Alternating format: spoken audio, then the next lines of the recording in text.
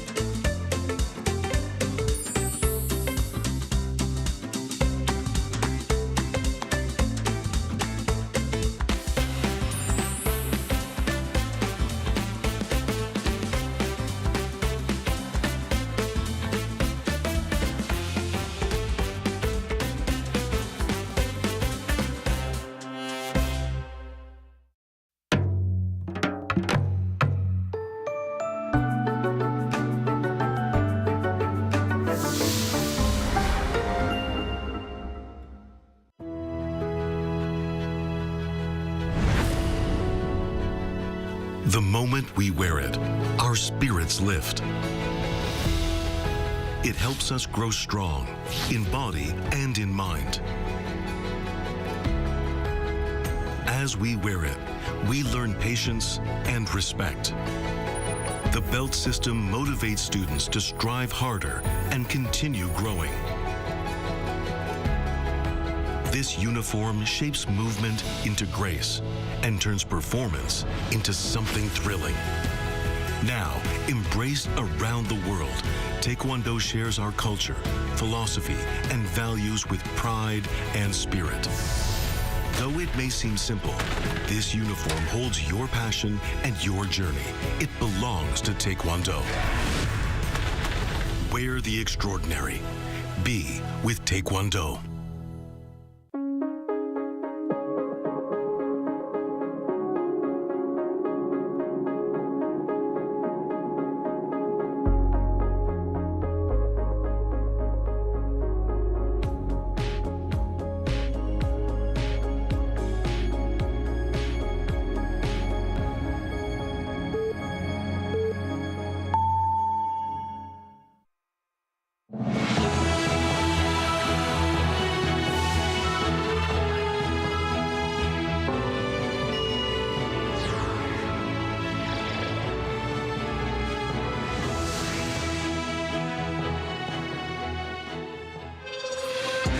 North Korean leader Kim Jong-un has slammed the ongoing South Korea-U.S. joint military drills as showing their willingness to ignite a war.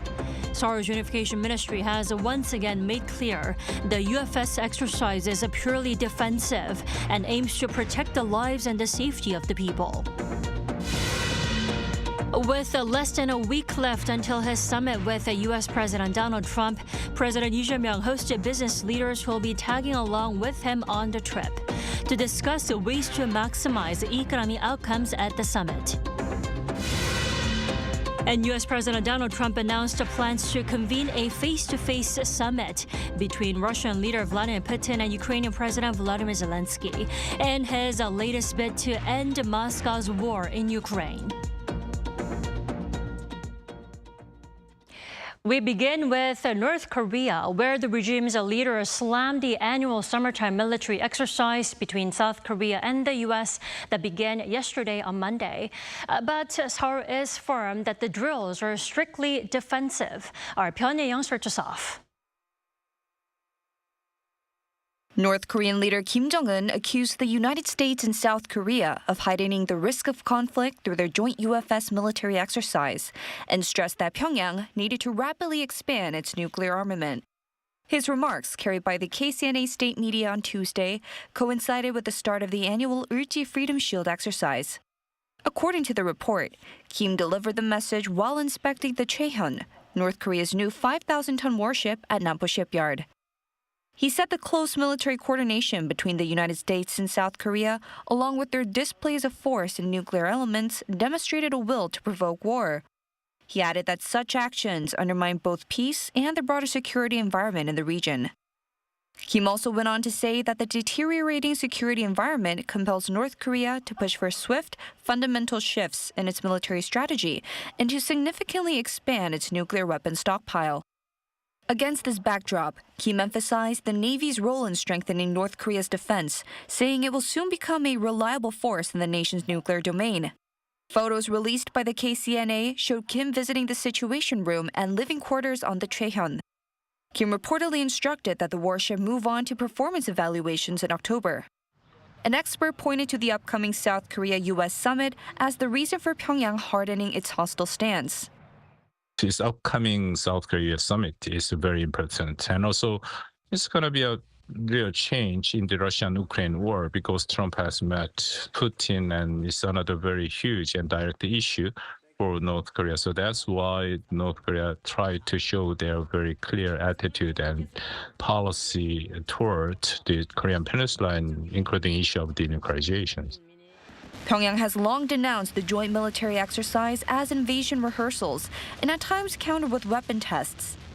But Seoul and Washington maintain the drills are strictly defensive, with South Korea's unification ministry stressing Tuesday it had no intention of attacking the north or raising tensions on the peninsula. Hyun-Yeong, Arirang News. President Lee Jae-myung hosted business leaders today at his office. He'll be joining his upcoming trip to the U.S. as he prepares for talks with U.S. President Donald Trump. He thanked them for their efforts during recent tariff negotiations with the U.S. and asked them to continue working together. Correspondent Yoon Jung-min reports. With the summit with U.S. President Donald Trump less than a week away, President Lee Jae-myung hosted business leaders at his office on Tuesday, including Choi Tae-won of SK Group and Lee Jae-yong of Samsung, who will be accompanying him on his trip to Washington.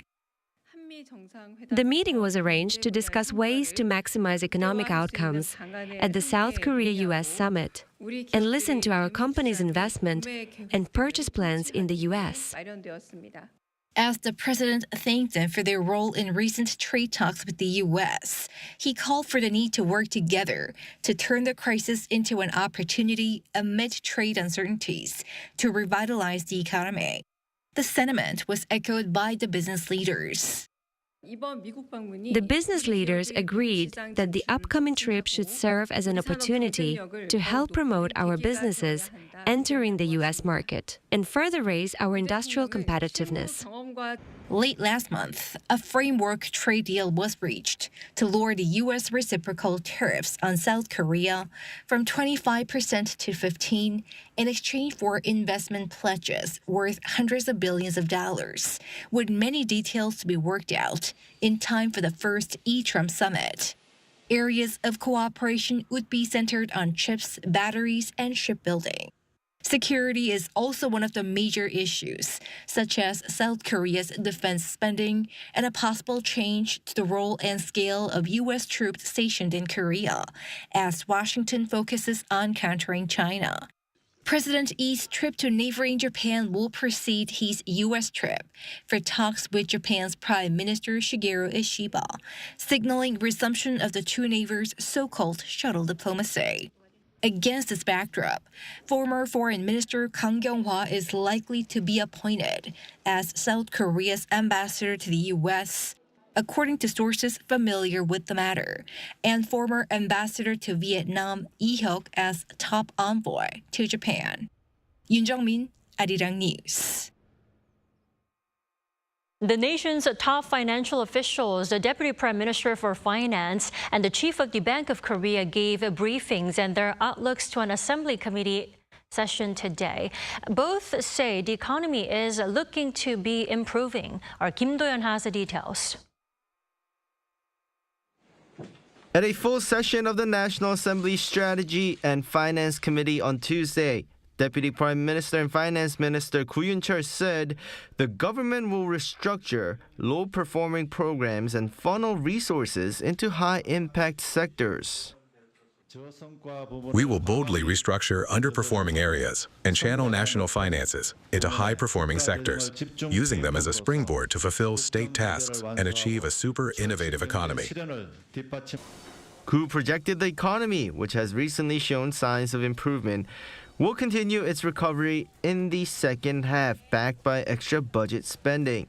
But he cautioned of persistent risks from U.S. tariffs and trade tensions to volatile food prices.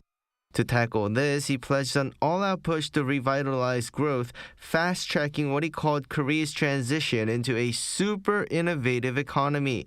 That includes identifying breakthrough technologies to lift Korea into the ranks of the world's top economies and channeling resources into making these a reality. Meanwhile, Bank of Korea Governor Lee Chang-yong also laid out his review and outlook, which aligned with the finance minister.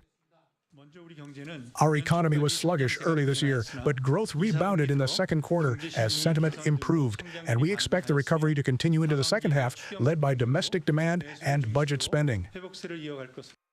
He noted GDP grew 0.6% in the second quarter, but warned of uncertainties in domestic demand, China's slowdown, and tariff developments. On monetary policy, he said the central bank has lowered its key rate by a full percentage point since October, while closely monitoring household debt and currency volatility. The Bank of Korea added that while upside risks to annual growth have increased compared to its May forecast of 0.8%, uncertainty remains high over tariffs on semiconductors and other exports, as well as the timing of a rebound in construction investment. Kim Do-yeon, Arirang News. South Korea's household debt soared to a record high of over 1,950 trillion won, or around 1.4 trillion US dollars in the second quarter. This is up 24.6 trillion won from the previous quarter, according to the Bank of Korea. Driven by a surge in investment-driven purchases of homes and stocks, this increase marks the largest quarterly jump since the third quarter of 2021. An official from the Bank of Korea attributed this to increased real estate transactions and a rebound in the stock market. He added that the household debt to GDP ratio is estimated to have risen slightly. Prime Minister Kim Min-seok is set to meet Bill Gates, a Microsoft co-founder and chairman of the Gates Foundation, during his visit to South Korea beginning Thursday. Kim told reporters on Tuesday that the two will discuss a range of global issues, including public health. He added that Gates' visit reflects his strong desire to deepen cooperation with the Korean government in those areas. According to local media, Gates is also expected to visit the National Assembly, where he'll speak to lawmakers on Korea's contributions and leadership on the international stage.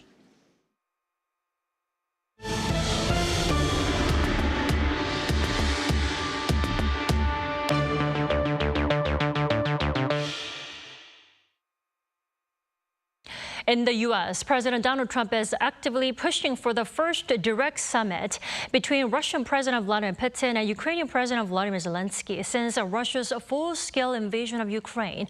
Our Moon Ji-young has more.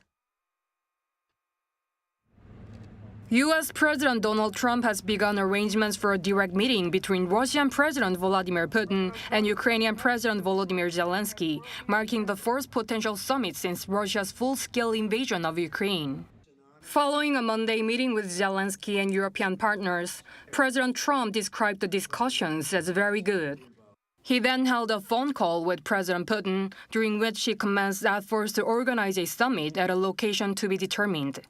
The White House confirmed that U.S. Vice President J.D. Vance, Secretary of State Marco Rubio, and Special Envoy Steve Witkoff will facilitate the arrangements between the two countries. During the summit with Zelensky, Trump said that the U.S. would be involved in ensuring Ukraine's future security. There'll be a lot of help. When it comes to security, there's going to be a lot of help. It's going to be good. They are first line of defense because they're there. They're Europe. But we're going to help them out also. We'll be involved. These remarks signal a potential shift in Washington's security posture, not ruling out the possibility of U.S. troop deployment. Trump also reiterated his priority for an immediate peace agreement rather than a temporary ceasefire. Meanwhile, Zelensky stressed that Russia must stop the war, calling for a trilateral meeting between himself, Trump, and Putin. And we are ready for trilateral, as President said. This is a good signal about trilateral. I think this is very good. Thank you. Zelensky added that all the sensitive issues, including territorial issues, would be discussed at the highest level in the trilateral summit. In response, President Trump expressed confidence that the trilateral summit would take place, calling it a matter of when, not if. Trump also suggested that such a summit could bring an end to Russia's 3-year invasion of Ukraine. Meanwhile, European and NATO leaders also attended the White House meeting with President Trump on Monday. There, UK Prime Minister Keir Starmer said the much-needed security for Ukraine would be possible after Monday's meeting. A historic step, actually, could come out of this meeting in terms of security for Ukraine and security in Europe. Unlike the more tense February meeting, Monday's summit between Trump and Zelensky unfolded in a friendlier atmosphere. 문지영, Arirang News. The conflict between Israel and Hamas has moved one step closer to a ceasefire after Hamas agreed to a proposal by mediators for a ceasefire without any conditions. Our Choi Soo-hyung has this report. Palestine militant group Hamas has agreed to a new ceasefire proposal put forward by mediators Egypt and Qatar. On Monday local time, Hamas official Bassem Naim posted on Facebook that he prays for the flames of war to be extinguished, announcing the group's acceptance of the new plan. Another Hamas source stressed the group accepted the proposal in full without asking for any changes. The plan calls for a 60-day halt to fighting, the release of 10 surviving hostages and the bodies of 18 held in Gaza, as well as the transfer of Israeli troops to allow humanitarian aid into the Gaza. It also includes the release of 200 Palestinian prisoners and 1,500 war detainees. Egypt has hinted at a possible UN peacekeeping deployment in Gaza after the war, signaling security guarantees for the territory. Israel has yet to issue an official response. But Prime Minister Benjamin Netanyahu claimed Hamas accepted the deal because of Israel's tough stance and its ongoing push to capture Gaza. I spoke with the Minister of Defense and the Chief of Staff about our plans for Gaza City and the completion of our missions. And like you, I hear the reports in the media, and from them, you can get one impression. Hamas is under massive pressure. Meanwhile, the international human rights group Amnesty International has accused Israel of deliberately starving residents in Gaza. Amnesty said its report was based on interviews with hospital staff and displaced civilians in the enclave. Israel, however, has rejected the claim, insisting that there's no malnutrition in Gaza. Choi Soo-hyung, Arirang News.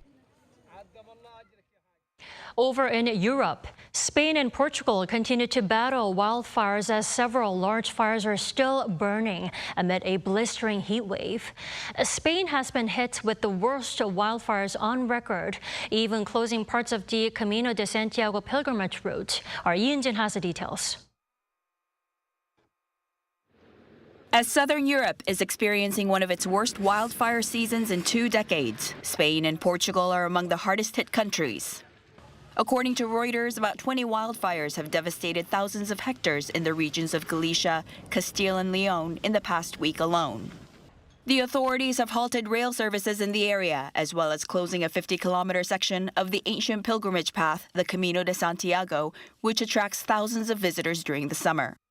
Data from the European Forest Fire Information System shows that the wildfires have burned 344,400 hectares of forest in Spain so far this year, marking it the largest wildfire-damaged area on record in nearly 20 years.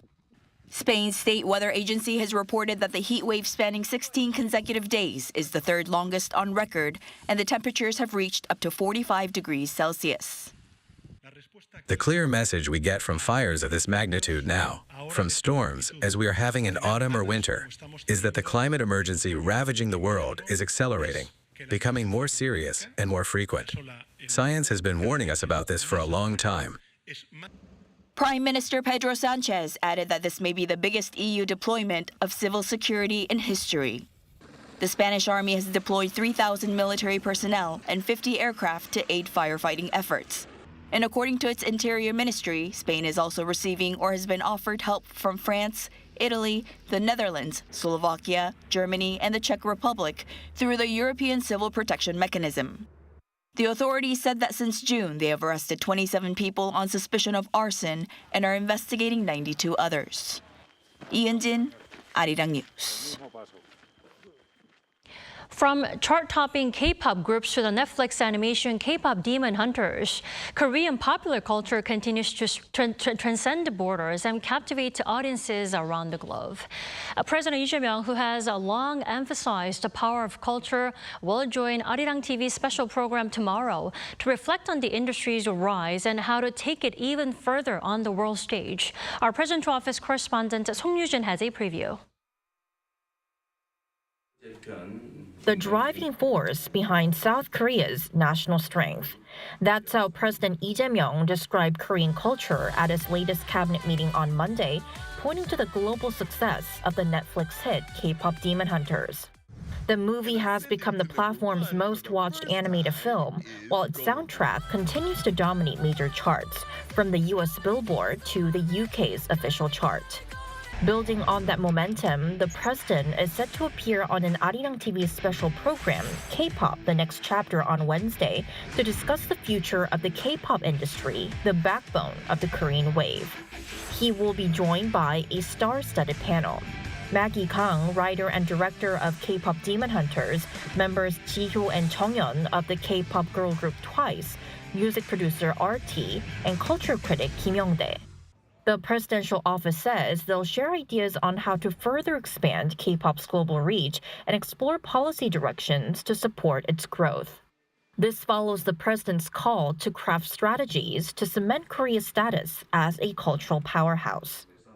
관계부처는 지원하되 간섭하지 않는다는 8길이 원칙에 입각해서 K 콘텐츠의 글로벌 확산 전략 수립과 지원, 그리고 K-팝 등 관련 시설 인프라 확충을 포함해서 종합적인 대책을 마련해 주시기를 당부드립니다.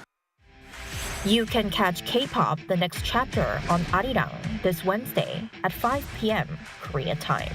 송유진, Arirang News.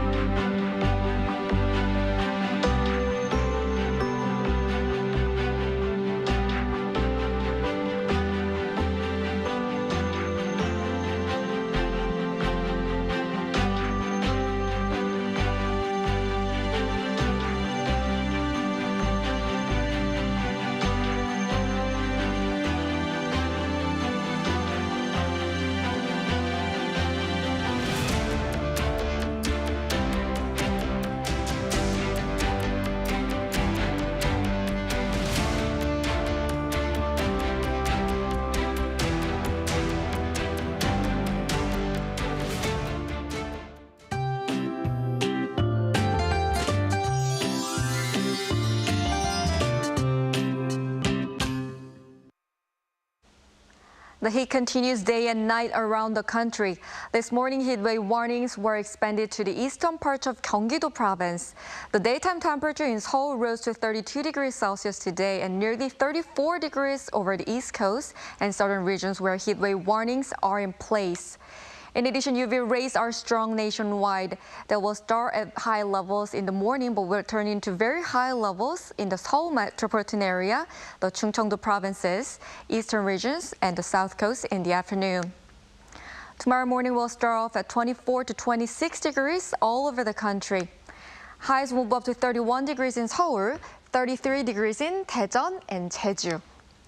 Rain is forecast for the Seoul metropolitan area and inland areas of Gangwon-do province tomorrow. That's all for Korea. Here are the weather conditions around the world.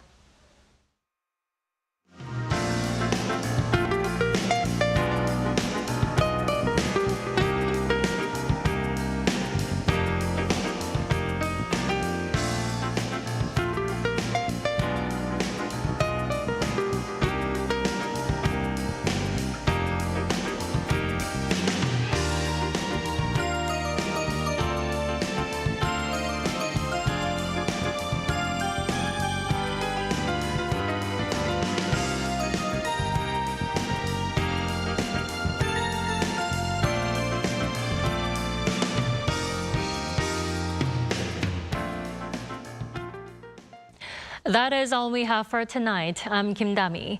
For all of us here at Arirang, thanks for watching and good night.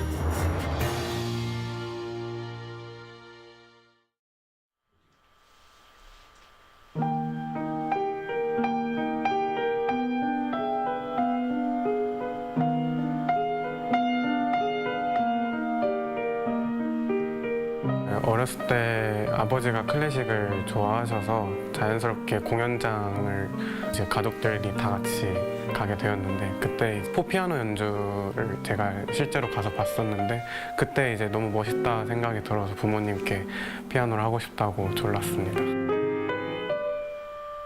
저조차도 누군가의 연주를 보고 이렇게 피아니스트를 꿈꿔왔듯이 누군가도 제 연주를 듣고 다양한 감정을 이렇게 느꼈으면 좋겠어요. 어쨌든 저는 21세기 사람이니까 21세기 트렌드를 또 잃으면 안 될 것 같아서 간혹은 또 가요나 팝송도 많이 들으려고 노력하고 있고요. 그러다가도 또 이제 다시 클래식으로 돌아오게 되더라고요. 그냥 클래식 음악은 진짜 어떤 시대에 들어도 누구나 공감할 수 있다고 생각을 해서 그래서 클래식 음악이 제일 마음에 와닿는 것 같아요.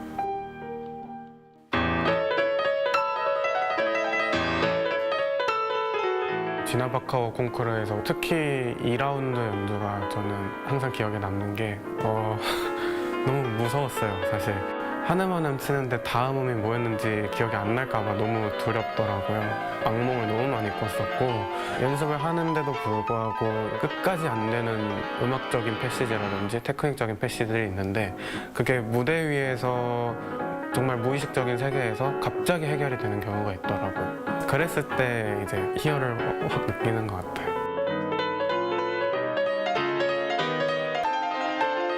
제가 지금 공부하고 있는 곡들, 즐겨 연주하고 있는 곡들이 사실 클래식 음악을 처음 접하는 분들에겐 익숙하지 않은 곡들이지만 지금 제 나이에 가장 잘 표현할 수 있는 음악이라고 생각을 해서 그런 레퍼토리를 준비를 하고 있는 거니까 같이 즐겨주시고 같이 공유해 주시면 감사하겠습니다.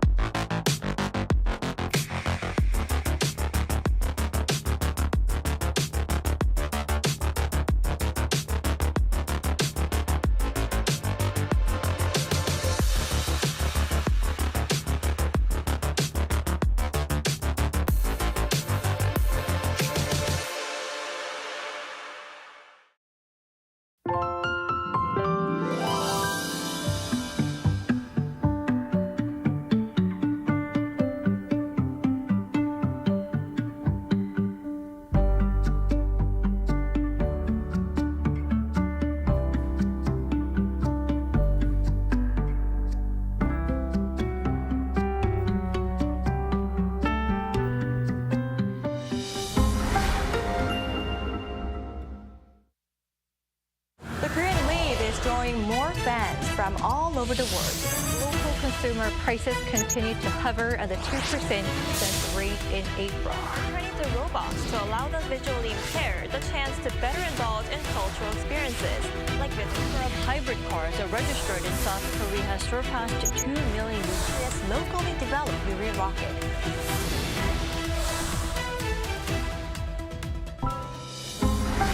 아리랑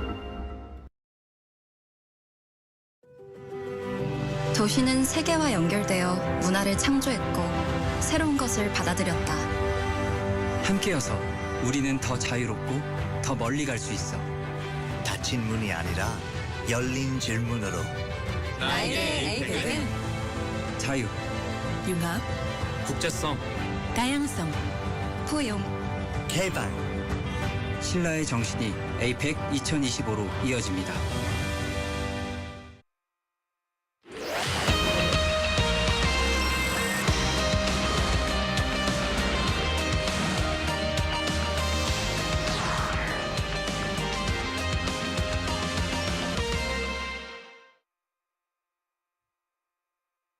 Welcome to Within the Frame, where we bring the most pressing issues across the globe into focus. I'm Kim Mo-gan. South Korea and the United States have launched their annual Ulchi Freedom Shield, running for 11 days across the country. It's one of the largest readiness drills in years, combining military maneuvers with government-wide emergency simulations. What's different this time is the focus on modern threats, drones, satellite disruption, and large-scale cyber warfare scenarios that mirror the security challenges Seoul faces today. North Korea has already condemned the exercise in unusually harsh terms, while South Korea is signaling a softer policy line towards Pyongyang. And with North Korea growing alignment with Moscow, plus renewed great power diplomacy following President Trump's latest call with President Putin, the Korean peninsula is once again caught in the middle of shifting global currents. For a deeper discussion on this, we are joined in the studio by Dr. Ko Myung-hyun, Senior Research Fellow at the Institute for National Security Strategy. Good to see you. Good to see you again. And also joining us via Zoom is Brian Myers, Professor of International Studies at Dongsa University. Welcome. Thank you. So let's start with Professor Myers. First of all, how do you think we should interpret the scale and the design of this year's Ulchi Freedom Shield, which kicked off yesterday with over 580,000 participants, including a civil defense simulation? Well, I think the interesting thing really is the whole scope of civilian participation this time, because it just dwarfs the military component. You know, we saw a Freedom Shield like this under the Yoon administration, but this one is larger. And that's a bit surprising considering it's a progressive administration now. You know, when I was studying in South Korea in the 1980s, there were regular air raid drills to get the whole public into the spirit of national defense. And the left wing then was very critical, saying that these drills were just propaganda to whip up fear of North Korea. So the ruling party is probably not happy about these big exercises taking place so soon in President Lee's term. But there's no way around it, because as you just said in your opening remarks, wars these days are fought in hybrid fashion, involving a much broader range of operations than wars used to. I'm sure Dr. Go understands the technology much better than I do, but suffice to say, the days are gone when civilians could just rely on the military to defend them. Right, definitely. Like we've been saying, this latest drills are simulating drone incursions, GPS jamming, and also cyber attacks. And this comes as South Korea faced more than 9,000 suspected North Korean hacking attempts just in the first half of this year. Dr. Go, how do you think this could affect the urgency and the realism of the latest exercises? Well, it's basically reflecting the evolving nature of modern warfare. The warfare paradigm has changed dramatically in the last 3-4 years, especially with the war in Ukraine, which has introduced new weapon systems such as drones, and how drones could fundamentally change the nature of not just warfare, but also the weapon system. So, and also there's another added component here, which is finally, the United States and South Korea have reflected the fact that North Korea is threatening to use nuclear weapons from the very first stage of any military conflict in the Korean Peninsula. So there are two factors here. One is the dramatic and drastic technical changes that have taken place in the modern battleground, evidenced by what's going on in Ukraine. And second factor is clearly the integration of a nuclear warfare into a potential military contingency in the Korean Peninsula. So these two factors are essentially being simulated, as well as the military personnel, as well as the civil defense personnel are being trained to confront this kind of warfare that could potentially happen. So this is essentially the very essence of military exercises, reflecting the current latest threat profile of our adversaries, and this is being integrated into our defense planning. So this is exactly what's going on. And in addition to the cyber warfare component, we know that just as the nuclear component, the chances that cyber warfare that we see today is it's not just something that happens on and off, but it's a continuous threat. So, and it's going to intensify if there's essentially an increase in the threat level in the physical domain. So these two combinations are it basically represents the latest the trends in the modern warfare. And I think the U.S. and then South Korean military authorities are doing the very best job on reflecting this. Right. So the type of rehearsals have also changed over time, considering the latest experiences that we're having. Now, Professor Myers, the schedule of the drills itself has also drawn a lot of attention. Half of the planned field training exercises were pushed back. Well, officials said that heat and safety were the main reasons. Do you think this was also a diplomatic signal aimed at lowering tensions? Well, I take the military's explanation quite seriously because there was a good deal of public anger here last year when a trainee soldier by the name of Pak Tae-in died of heat stroke during a disciplinary pack drill, and that was in springtime weather. That was in May. And the Democratic Party made quite a political issue out of that. So I think the extreme heat may well have played a large role in the military's considerations, but I think President Lee may also have been interested in postponing some of the exercises in order to downscale the number of people involved over the next few weeks. I mean, obviously, the North Koreans are going to be angry anyway, but spreading these exercises out over a longer period is probably a less provocative approach than compressing an enormous number of exercises into a few weeks. Right. In fact, President Lee has chaired the Ulchi NSC, and also there he stressed that the exercises are purely defensive and it's designed to protect civilians. But how likely is it, Dr. Go, that Pyongyang actually sees this as what President Lee has mentioned, or are they still locked in their wartime rehearsal narrative? Well, the North Koreans already issued a statement in this regard, officially contradicting or opposing what President Lee has said about the nature of Ulchi freedom exercises. So what's going on is very simple. In the modern warfare, military exercises, in fact, represents a spectrum of deterrence measures as well as offensive measures. So going back to the example of a Ukraine war, the way the war started, or the way the invasion started, was with the Russian military deploying troops along the border with Ukraine under the guise of conducting military exercises. So this is essentially an example of how military field training exercise could easily degenerate into invasion planning. So this is a well-known fact in the NATO circles as well as elsewhere. The U.S. allies like South Korea and Japan, we understand this. And in fact, when we discuss about the potential contingency in the Taiwan Strait, the scenarios goes like this, that the Chinese military would deploy troops and weapon systems in the Taiwan Strait under the excuse that they are essentially staging field training exercises, and that could easily convert it into an invasion. So, and then if we flip the narrative, then the North Koreans are going to say that these military drills that we're conducting, which is massive in scale, could easily transform itself into an offensive campaign against North Korea.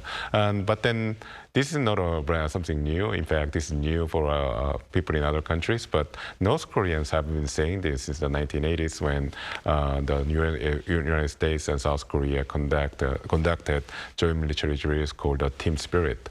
So, and then North Koreans opposed the holding of Team Spirit exercises with the same exact argument that these are essentially planning for a preemptive strike against the regime. So there's a long history, a record of North Koreans saying this. So there's nothing new here. But on the other hand, it's interesting that the North Koreans are reacting like this when President Lee clearly is showing that he wants to restart the engagement, as well as showing very moderating, as well as very positive signs towards North Korea.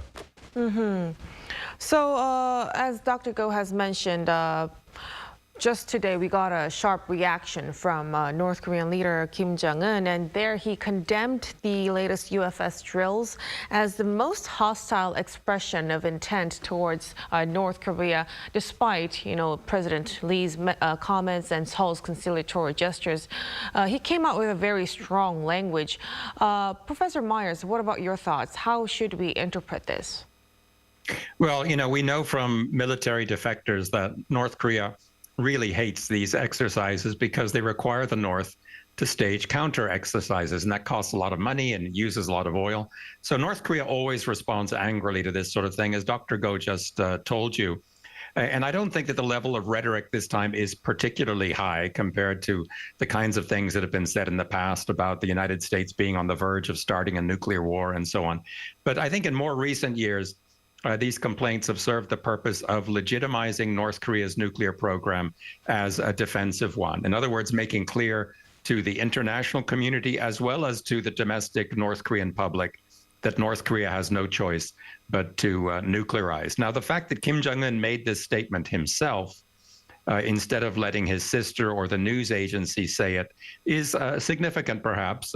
Kim knows from the Singapore summit that President Trump does not like military exercises. He thinks they're a waste of money. And perhaps he's hoping to get Washington's attention this time. Now, while he mentioned that, he also chose the moment to showcase the new 5,000-ton destroyer Cheon-ho. Dr. Go, was the timing meant to coincide with the latest drills? And what does the ship's real capability show now? So it's interesting that Kim Jong-un has chosen to showcase his latest weapon system, the Chohyun-class guided missile destroyer, which is very unique in the North Korean arsenal of weapons, because North Korea is definitely essentially a deficiency when it comes to conventional capabilities. And this is the very first time that North Korea has developed and fielded a modern naval destroyer, which South Korea has plenty. But compared to previous years when North Korea showcased weapon systems to as a message of counteracting U.S. and South Korean joint military exercise, the key difference is that in the previous years, North Koreans showcased their nuclear capabilities. So for instance, they would parade around a brand new intermediate range ballistic missiles, short range ballistic missiles. They would launch missiles. But this time around, interestingly enough, North Koreans are not doing any of that. Instead, they're showcasing on guided missile destroyer, which in fact they had first revealed to the public a couple of months ago. So I think in the grand scheme of things, you could even say that North Koreans are moderating their message, because even though in the statement, North Koreans have highlighted the fact that the U.S. and South Korean militaries are taking into account the nuclear component in the exercises, North Koreans are not responding in kind in terms of actions. So this is, to me, this represents a clear departure from what North Koreans have done before. So I would say that this is, even though it looks threatening, but then if you put that in the grand picture in comparison to the previous actions on the part of North Korea, this could constitute a way to moderate the message towards the South. But that's not evident in the statements, though.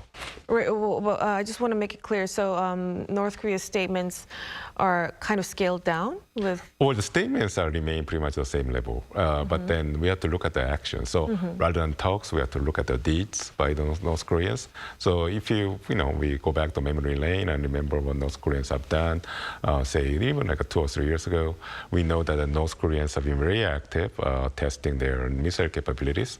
But then this time around, we don't hear stories of reports of North Koreans launching missiles before and after or during the exercises. Maybe they are saving it for the last day of the exercises, but then clearly they have dialed down the level of counteraction regarding the joint military drills. Right. As of now, it seems as though. Now, on the other hand, for South Korea, it has shifted its own policy stance. Just last week, the Unification Ministry has formally scrapped the Yoon-era 815 doctrine, which Pyongyang had denounced as an absorption policy.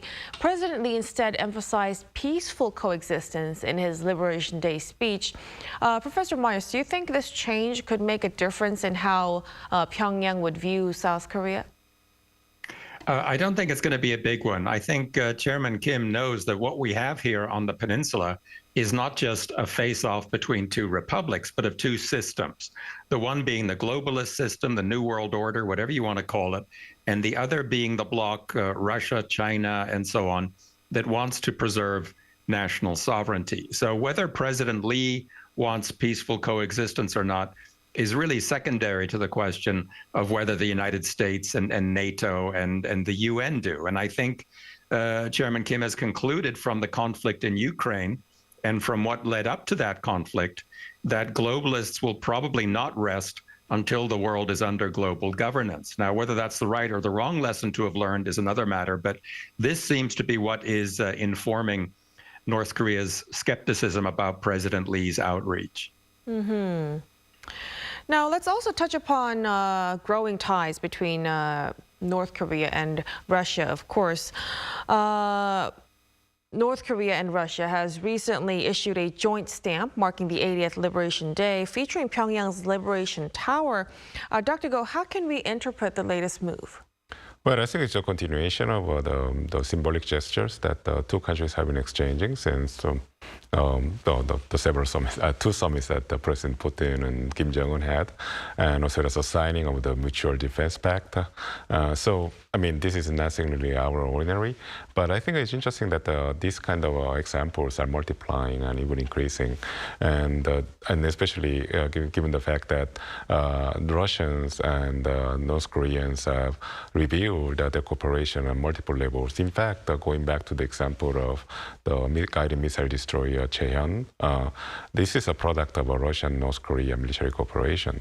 So I think this is the postage, joint postage, is just another more like a curious and also as a safe example of this kind of cooperation. But then going forward, there's probably going to be some sort of a tension in the relationship between the two countries, because so there's been some suspicion that Russia and North Koreans are they have a very close relationship because of what's going on in Ukraine. Russia needs North Korea on each side because of the military assistance, and also manpower, as well as weapon systems. But then knowing what's going on in Ukraine, we know that President Trump is acting as a mediator between Moscow and Europe to bring an end to the war. And there's some observations that this could lower potentially the value of North Korea to the Russians.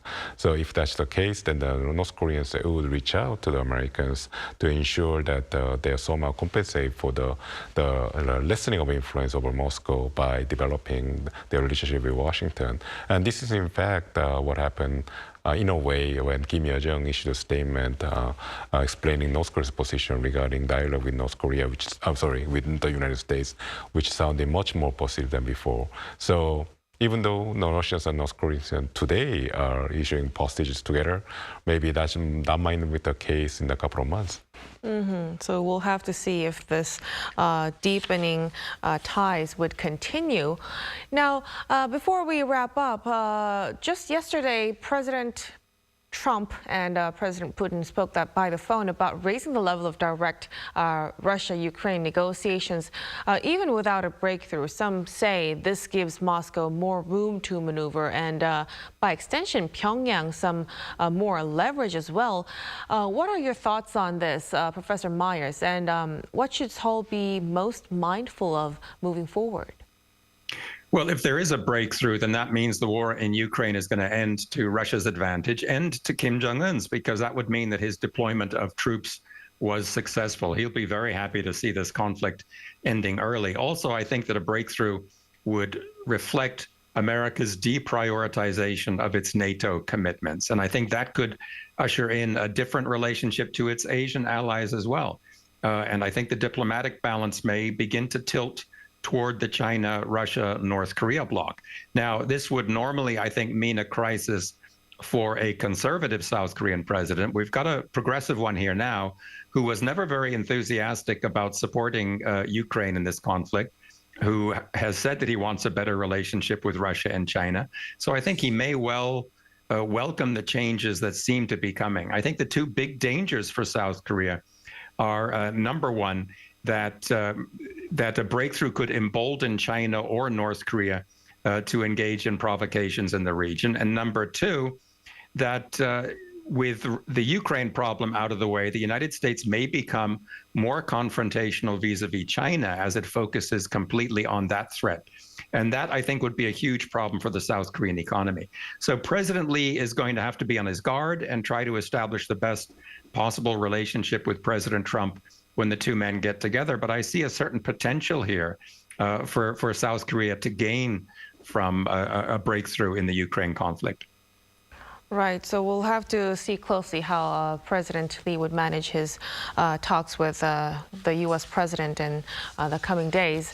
But as for now, we'll have to conclude our discussion here at this point. Thank you so much for your time and for your insights tonight, Dr. Go. My pleasure. And Professor Myers, of course, we really appreciate it. Thank you for having me.